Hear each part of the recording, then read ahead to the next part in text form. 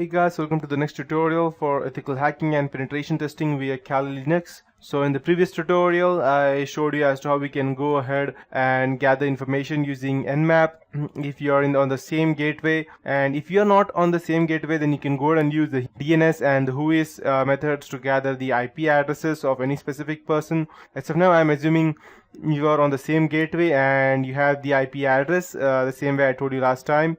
So now I want the operating system information about this specific IP address. So what I would do, I would go ahead and use my Nmap. I'll type the IP address over here, 0.168.236.131.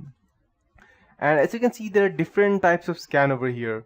If you go down, if the operating system you are trying to get access to is related to a company, it's a big company and you're trying to get information about that, then I won't suggest intense scan or intense, neither of these things. I would not suggest that. I'll just go ahead and ask you to do a regular scan or a slow and comprehensive scan so that you don't get detected. But I'll be doing you all of these scans and I'll show you what is the difference between them and the different hops between them, as to how we can go ahead and connect them, how many between routers were there in between, so that through which I need to go through to go ahead and get information about that. So I'll just do intense scan. It is doing a stealth scan. So these are the open ports, as you can see, of this particular PC and I can go ahead and use any of this port to go ahead and transfer my any Trojan or any virus that I have, and it will not get detected. It will just check it as a normal traffic. As you can see, 4 service and 1 host, it's trying to go ahead and try OS detection.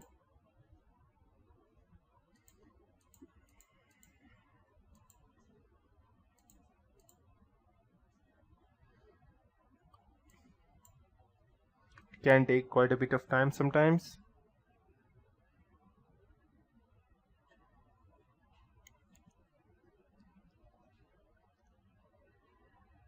Perfect, done. Perfect.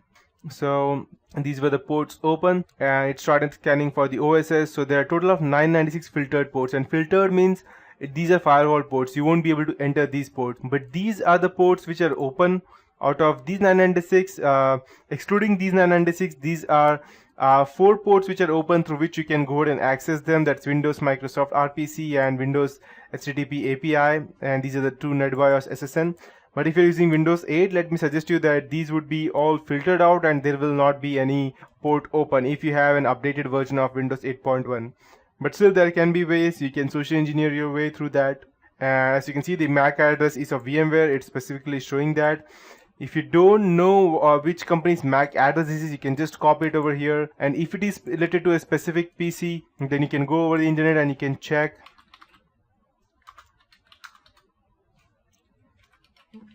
MAC address. And yes, you can go ahead and check it over here. You can find the company lookup and you can just type the IP address.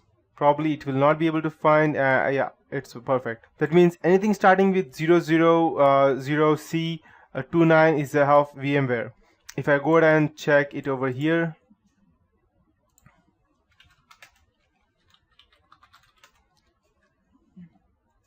okay, I need to go ahead and through system.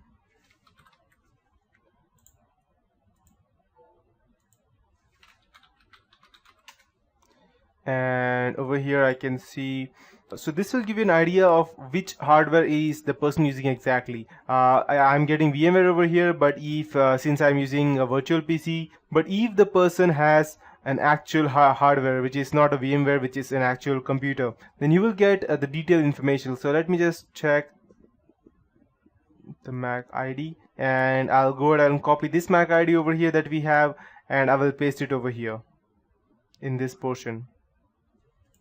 So what I would do, I'll just cancel, I'll just go open over here and I'll check. I need to go ahead and check the MAC ID. So I believe we have the MAC ID over here. Okay, IPv6 address, perfect. We have the MAC ID. So I'll just type it over here, FC-AA -14 -45 5E 64, and let's check what we get. Perfect, it has the gigabyte technology and company limited. So if you want more information, you can just go ahead and compare it, and you can check it over here. And you will be able to confirm which exactly it is. Since this is a gigabyte technology, you can see the my system manufacturers gigabyte technology company limited. So in this way you can get the you can go ahead and at least narrow down your hardware area as to which exactly it is using. And where you have the hardware right now you need to go know which operating system is the person using. So you don't need to go ahead and gather much information about that, because you already have that. Once you do Nmap scanning, it will show you that it's general purpose for phone or a normal system. And but it's not a phone, since it has gigabyte technology. That means it's a computer, and it's not a virtual PC.